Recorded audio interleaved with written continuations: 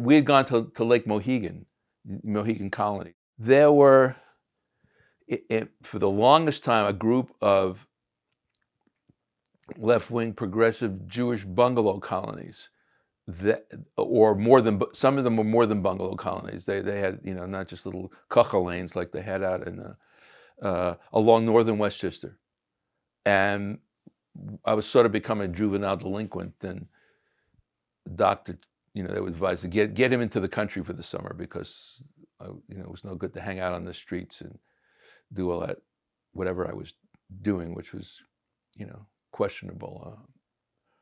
And so I went there and I met a bunch of people, the kids, and most of them were sons and daughters of lefties. Some McCarthy, this is 55, 56.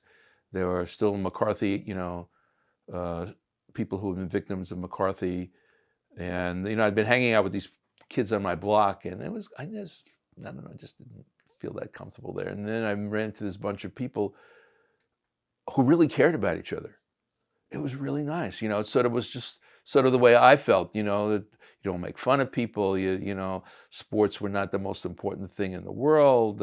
Singing, the people like to sing. And it was, there was nice looking young women there, and very very early, I would say, like women who were really strong about, even in the 50s. I mean, looking back on it sometimes, I think like, God, that was amazing for the time. But they were all daughters of political people, Spanish Civil War vets, blacklisted Hollywood writers. Even though they may not have had the most, by our standards today, the most progressive attitude towards everyone, the difference between that group of people and the society as a whole was just amazingly different to me.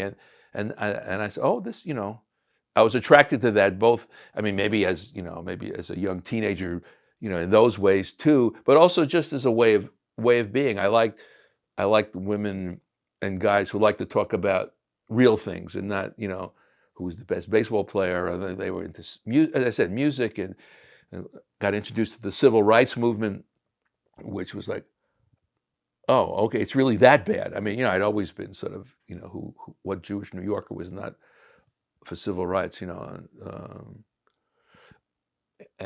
learned a whole lot more from these people, and some of them are still, still friends.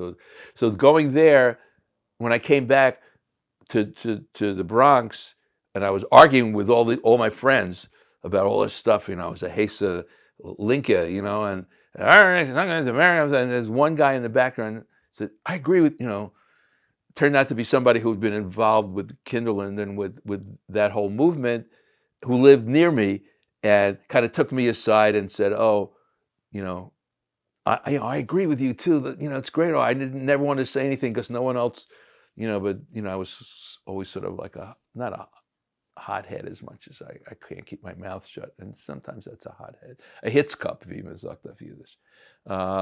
So through him, I started to meet the people that he knew, and these were people that were connected with Kinderland.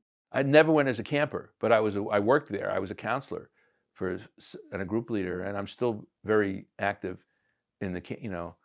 I've been there a bunch.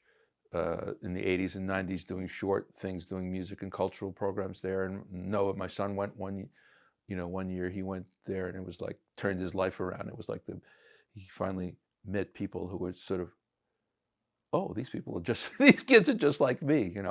He was very, very taken by the whole place.